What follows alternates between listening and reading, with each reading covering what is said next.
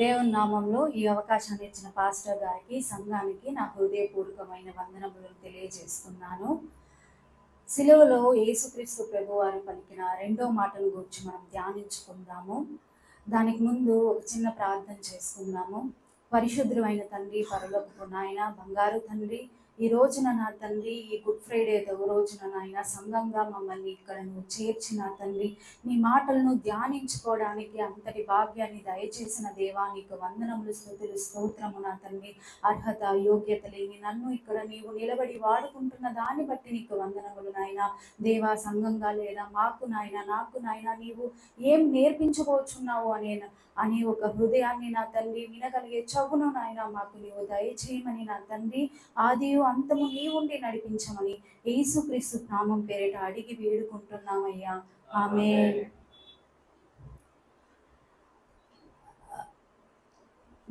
యేసుక్రీస్తు ప్రభువారు పలికిన రెండో మాటను మనము ధ్యానించుకునే దానికంటే కూడా ముందు ఏ విధంగా అది జరిగింది, దాని యొక్క బ్యాక్గ్రౌండ్ ఏంటి, ఏ విధంగా ప్రవచనం నెరవేరబడింది, దాని ద్వారా మనం ఏం నేర్చుకోబోచున్నాం అనే దాన్ని నేను ఇక్కడ చెప్పాలని ఆశపడుచున్నాను. ఇశ్రాయేలు ప్రజలు, పాలస్తీనా ప్రజలు వచ్చేసి రోమ్ ప్రభుత్వం కింద ఉన్న సందర్భంలో యేసుక్రీస్తు ప్రభు వారిని సిలువ వేయబడాలి అని వాళ్ళు డిసైడ్ చేసుకున్నారు. రోమ్ గవర్నమెంట్లో యాక్చువల్గా ఏమంటే, చాలా పెద్ద తప్పు చేసిన వాళ్ళని లేదా ఘోరంగా శిక్షించాలి అనుకున్నప్పుడు క్రూసిఫికేషన్ని వాళ్ళు చూస్ చేసుకుంటారు. సో అలాంటి శిక్షను యేసుక్రీస్తు ప్రభు వారికి సిలువ వేయడం జరగబడింది. ఆల్రెడీ మనము చూసాము, అన్న కూడా చెప్పారు ఏ విధంగా సిలువలో వేయబడ్డారు, ఎలాంటి ఇబ్బందులను ఆయన ఎదుర్కొన్నారు అనే దాన్ని బట్టి. సో ఈ రెండో మాటకు వచ్చినట్లయితే, ఈ ప్రవచనం ఏ విధంగా జరిగింది అనేది మనం చూసినట్లయితే, పిలాతు దగ్గరికి తీసుకెళ్తారు. పిలాతు అయితే నాకు ఏం సంబంధం లేదని చెప్పి చేతులు కడిగి వెళ్ళిపోతారు. కానీ ఇశ్రాయేలు ప్రజలు ఏం చేస్తున్నారు అక్కడ, ఆ పాపము, ఆ శాపము మా మీద, మా కుటుంబం మీద వస్తే పర్లేదు అని చెప్పి వాళ్ళు చెప్పారు. దాని తర్వాత ఏమైంది, ఆయన సోల్జర్స్కి, రోమా సైనికులకి యేసుక్రీస్తు ప్రభు వారిని అప్పచెప్పి ఆయన వెళ్ళిపోయారు. మరి వాళ్ళు ఆయన్ని తీసుకెళ్ళి ఒక అధికార మందిరంలో తీసుకెళ్ళి ఆయన యొక్క వస్త్రమును తీసి, ఊదా రంగు వస్త్రమును వేసి, ముళ్ళ కిరీటాన్ని ఆయన తల మీద పెట్టి, అది పెట్టడం మాత్రమే కాదు, ఆయనను యూదుల రాజుని ఇక్కడ హేళన చేసి ఆ ముళ్ళ కిరీటం పైన ఆయన తల మీద కొట్టారండి. దాని తర్వాత ఎన్నో విధాలైన మాటల చేత ఆయనని ఉమ్మి వేసి, కొట్టి, చాలా మాక్ చేసి, టాంట్ చేసి, ఆ విధంగా చేసి, నేను దీనికోసం ప్రిపేర్ అవుతున్నప్పుడు ఒక ఇంగ్లీష్ బైబిల్లో నేను చదివాను, ఆ సోల్జర్స్ టైర్డ్ అయిపోయారంట ఆ విధంగా చేసి. దాని తర్వాత టైర్డ్ అయిన తర్వాత ఆయన బయటికి తీసుకొచ్చారని రాయబడి ఉన్నది. బయటికి తెచ్చిన తర్వాత అక్కడి నుంచి వాళ్ళు స్టార్ట్ చేశారు. మనం అన్నీ ఆల్రెడీ చూసాము, విన్నాము అన్నగారి ద్వారా ఏ విధంగా తీసుకొచ్చారని. అక్కడ కూడా మీరు ఆ బట్టలు అంటే వాళ్ళు చీట్లు వేసుకున్నారు అనేది కూడా అక్కడ ఒక ప్రవచనం అనేది నెరవేరబడింది. దాని తర్వాత ఆయనతో పాటు 2 ఖైదీలని సిలువ వేయాలి అని వాళ్ళని తీసుకువస్తున్నారు. సో అది మనము ఏ విధంగా అని ఆలోచించినట్లయితే, ఒక దగ్గర రాయబడి ఉన్నది, ఆయనను ఇంకా అగౌరవపరచాలని చెప్పి ఆ విధంగా చేశారంట రోమా సైనికులు. దాని తర్వాత ఎక్కడ యేసుక్రీస్తు ప్రభువారు మీరు చూసినట్లయితే లూకా 22వ అధ్యాయము 37వ వచనాన్ని మనం చూసినట్లయితే, ఆయన అక్రమకారుల్లో ఒక్కడుగా ఎంచబడనని వ్రాయబడిన మాట నా యందు నెరవేరవలసి ఉన్నది, ఏలయనగా నన్ను గూర్చి సంగతి సమాప్తమవుచున్నదని మీతో చెప్పుచున్నాను అనెను. సో యేసయ్య ఆల్రెడీ ఇక్కడ వాళ్ళ శిష్యులకి చెప్పేస్తున్నారు, నేను అక్రమకారుల్లో ఒక్కరిగా ఎంచబడాల్సి ఉందని. కానీ ఆయన ఈ లోకానికి వచ్చినప్పుడు కానీ మనము ముందు లేఖనాల్లో ఏం చదువుతున్నాం, ఆయన పరిశుద్ధుడని మనం చదువుతున్నాం. మరి అక్రమకారుల్లో నిలవబడ్డారు అనేది ఆల్రెడీ యేషయ్య కూడా వచ్చేసి మనకి చెప్పి ఉండారు. యేషయ్య 53వ అధ్యాయము 12వ వచనాన్ని మనం చూస్తున్నట్లయితే, అక్రమం చేయు వారిలో ఎంచబడిన వాడాయను, అనేకుల పాపమును భరించుచు తిరుగుబాటు చేసిన వారిని గూర్చి విజ్ఞాపన చేసెను. తిరుగుబాటు చేసిన వారిని గురించి ఏం చేశారంటే యేసయ్య ఇక్కడ విజ్ఞాపన చేశారు. నేను ఇది యాక్చువల్గా నేను ప్రిపేర్ అవ్వాలనుకునేది వేరేది, అంటే ఆ మాటను బట్టి, కానీ దేవుడు ఈ విధంగా నన్ను లీడ్ చేశారు. అందుని బట్టి ఆయనకు వందనములు. ఈ ఈ యొక్క ప్రాఫెసీలో మనం నేర్చుకోవాల్సిన మాట ఆత్మీయ పాఠం ఏమిటంటే విజ్ఞాపన చేయాలి. ఇంటర్సీజర్గా ఖచ్చితంగా మన జీవితంలో మనం ఉండాలి. అది చాలా ముఖ్యము. యేసయ్య కాబట్టి, దేవుడు కాబట్టి, రక్షకుడు కాబట్టి ఆయనైతే విజ్ఞాపన చేశారు. మరి మనం ఎందుకు చేయాలి ఆ విజ్ఞాపన? చూద్దాము. పౌలు తిమోతికి రాసిన మొదటి గ్రంథము 2వ అధ్యాయము 1 నుంచి 2 ఎవరైనా చదవండి. మన రక్షకుడైన దేవుని యొక్కయు మన నిరీక్షకుడైన క్రీస్తు యేసు యొక్కయు ఆజ్ఞ ప్రకారము క్రీస్తు యేసు యొక్క అపోస్తలుడైన పౌలు విశ్వాసమును బట్టి నిజ కుమారుడైన తిమోతికి అని చెప్పి రాయినది. తండ్రైన దేవుని 2వ అధ్యాయం 1-2. మనము సంపూర్ణ భక్తియు మాన్యత కలిగి నెమ్మదిగాను సుఖముగాను బతుకు నిమిత్తము అన్నిటికంటే ముఖ్యముగా మనుషులందరి కొరకును, రాజుల కొరకును, అధికారుల కొరకును విజ్ఞాపనములను ప్రార్థనలు, యాచనలు, కృతజ్ఞతాస్తుతులు చేయవలెనని హెచ్చరించుచున్నాను.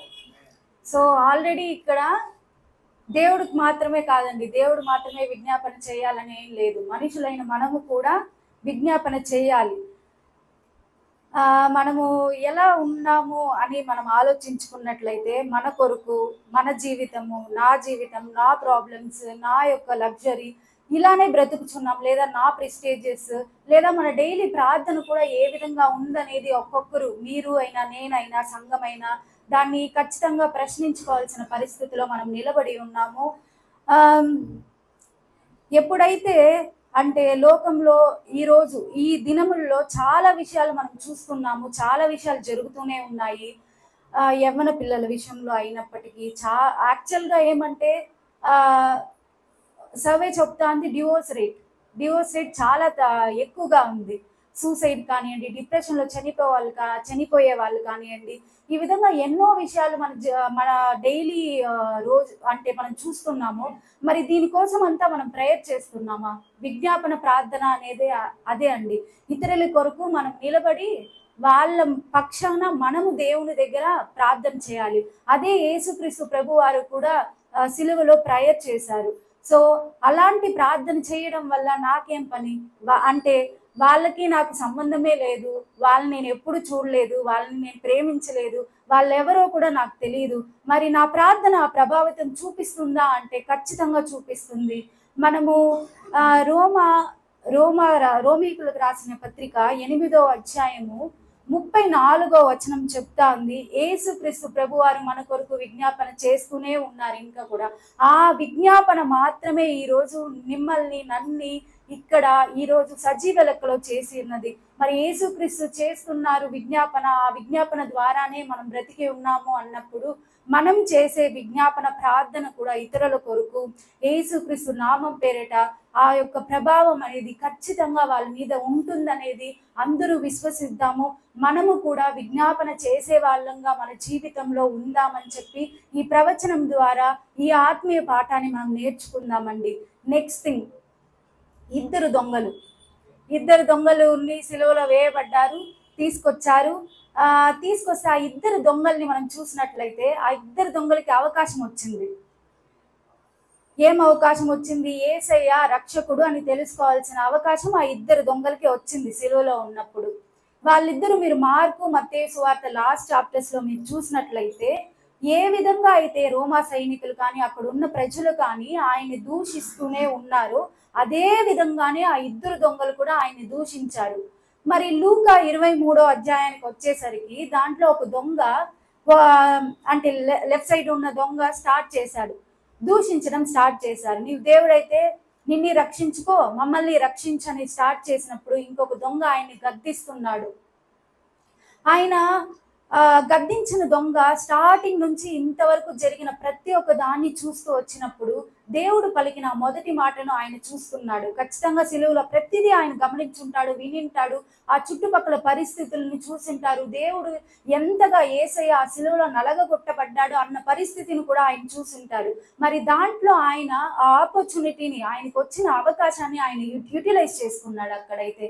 ఆ విధంగా ఎప్పుడైతే యేసుక్రీస్తు ప్రభు వారు వాళ్ళు ఏం చేస్తున్నారో వాళ్ళు ఎరుగరు, వాళ్ళని క్షమించేయండి అన్న ప్రార్థన మేబీ ఆయన్ని టచ్ చేసి ఉండొచ్చేమో, ఆ అవకాశాన్ని ఆయన యూజ్ చేసుకున్నాడు. కాబట్టి దేవుడి దగ్గర ఒక ప్రార్థన చేస్తున్నాడు, అయ్యా నీవు నీ రాజ్యంలో వచ్చినప్పుడు నన్ను గుర్తు చేసుకో అని చెప్పి ప్రార్థన చేసినప్పుడు దేవుడు ఆ రక్షణ భాగ్యాన్ని ఆ దొంగకి దయచేశాడు. ఈరోజు మనము పిలువబడిన దేవుని బిడ్డలుగా పిలువబడిన దాన్ని బట్టి, సంఘంగా ఇక్కడ మనం కూర్చున్న దాన్ని బట్టి ఎందుకు మనం పిలువబడ్డామంటే దేవుని రక్షణను పొందుకోవడానికి మాత్రమే మనం పిలువబడ్డాము. ఆ రక్షణని పొందుకుంటే సరిపోదండి. ఒకవేళ ఆ దొంగ ఆయన యొక్క ఆయుష్ ఎక్కువగా ఉంటే ఆ రక్షణను కాపాడుకున్నాడా లేదా అనేది మనకు తెలియదు. ఆ ఆయుష్ అక్కడే పోయింది కాబట్టి ఆయన పరదేశంలో నెక్స్ట్ దేవునితో ఉన్నాడనేది మనం నెక్స్ట్ చూసుకుందాము. దాన్ని ఇక్కడ మనం ఉంటున్నాం, మన జీవితంలో మన రక్షణ పొందుకున్నాం. మరి మన ఆ రక్షణని ఏ విధంగా కాపాడుకుంటున్నాం అనేది మనం ఖచ్చితంగా ఆలోచించే వాళ్ళంగా మనం ఇక్కడ ఉంటున్నాము. మనము డైలీ ప్రేయర్ స్కిప్ చేయొచ్చు, బైబిల్ చదవడం స్కిప్ చేయొచ్చు, లేదా నేను బిజీగా ఉన్నాను, నాకు పని వర్క్ ఎక్కువగా ఉంది, వర్క్ ప్రెషర్గా ఉంది, ఈరోజు చేస్తాలే రేపు చేస్తాలని ఏ విధంగా అయితే మనం మన జీవితంలో మన ప్రతి ఒక్కటి దేవునికి చేయాల్సింది, చెందాల్సింది, దేవుడు మనకి చెప్పిన దాన్ని చేయాల్సింది విడిచిపెట్టి మనము నెక్స్ట్ దానికి వెళ్తున్నామో, ఎప్పుడు మన జీవితం ఏమైపోతుందో మనకైతే ఖచ్చితంగా తెలియదు. మన జీవితం ఎప్పుడు ముగించిపోతుందో మనకైతే తెలియదు. కానీ మనం ఆ రక్షణను కాపాడుకుంటే మాత్రమే మనము ఆ దొంగ పొందుకున్నట్లు పరలోక రాజ్యంలో దేవునితో ఉండగలిగిన భాగ్యాన్ని మనం పొందుకుంటాము. సో ఈ దొంగ ద్వారా, ఈ ఇద్దరు దొంగల ద్వారా, ఒకడు ఆపర్చునిటీని యూటిలైజ్ చేసుకున్నారు, ఇంకొక దొంగ యూటిలైజ్ చేసుకోలేదు. యూటిలైజ్ చేసుకున్న దొంగగా మనం ఆ అవకాశాన్ని సద్వినియోగపరుచుకుంటూ మన రక్షణను మనం కాపాడుకుంటూ ముందుకు వెళ్ళిపోదాము. సో నెక్స్ట్ ఇంతవరకు అంతా బాగానే ఉంది. మరి దేవుడి గురించి చెప్పాలి కదా, యేసయ్యలో మనం ఏం నేర్చుకున్నాం? ఆయన అడిగారు, యేసుక్రీస్తు వారి పరిస్థితి చాలా దారుణంగా ఉంది, చాలా నొప్పి, బాధ, మెంటల్ గాను ఫిజికల్ గాను చాలా డిప్రెస్డ్గా ఉన్న స్థితిలో ఆల్రెడీ వాళ్ళిద్దరూ దేవుని దూషిస్తూనే వచ్చారు. సిలువలో ఉన్నప్పుడు ఎక్కడో కింద నిలబడి ఉన్న వాళ్ళు ఓకే ఒకవైపు ఉంటే, పక్కన ఇటుపక్క అటుపక్క వాళ్ళు ఆల్రెడీ టాంట్ చేస్తూనే ఉంటే అది ఎంత ఘోరంగా ఉంటుంది అంటే అంత ఘోరంగా ఉంటుంది. మనం ఏదో ఒక పనిలో ఉన్నాము, మన చుట్టూ ఉన్న వాళ్ళు మనల్ని విసిగిస్తూ ఉంటే ఎంత విసుక్కుంటాం. కానీ దేవుడు ఆ పనిని చేయలేదు. ఆయన అడిగిన వెంటనే ఆ దొంగ ఆ సత్యాన్ని గ్రహించాడు, యేసుక్రీస్తే రక్షకుడుగా ఉన్నాడని సత్యాన్ని గ్రహించి ఆయన ప్రార్థించినప్పుడు యేసుక్రీస్తు ప్రభువారు ఆయనకి రక్షణను దయచేశాడు. ఇప్పుడు చదువుకుందాం, దేవుడు పలికిన ఆ రెండో మాటను మనం చదువుకుందాం. ఎవరైనా చదవగలుగుతారా?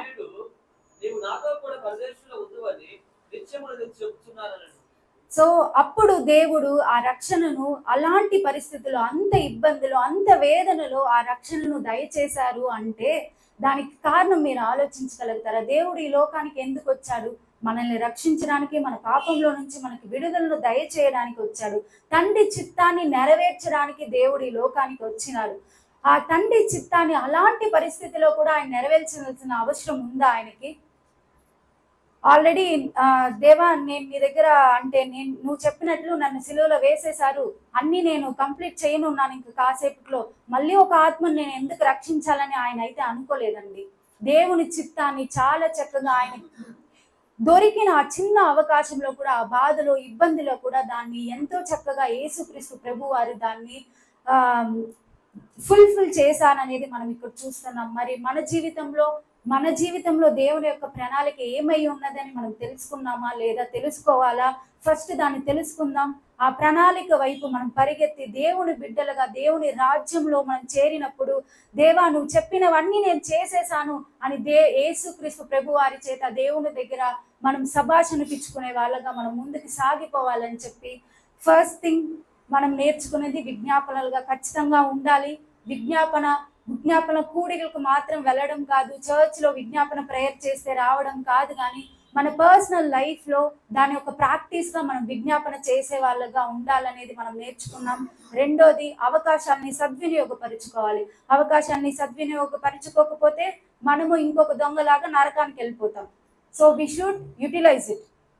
మూడోది, దేవుడు మనకి ఇచ్చిన ప్రణాళికల్ని, ఆ పర్పస్ని, ఆ యొక్క చిత్తాన్ని నెరవేర్చే వాళ్ళంగా ఉందాం, ముందుకు సాగిపోదామని చెప్పి ఈ ఇచ్చిన అవకాశాన్ని మరొకసారి పాస్టర్ గారికి, సంఘానికి నా హృదయపూర్వకమైన ధన్యవాదాలను తెలియజేస్తూ యేసుక్రీస్తు నామం పేరిట ఈ వాక్యాన్ని దేవుడు దీవించును గాక. ఆమేన్.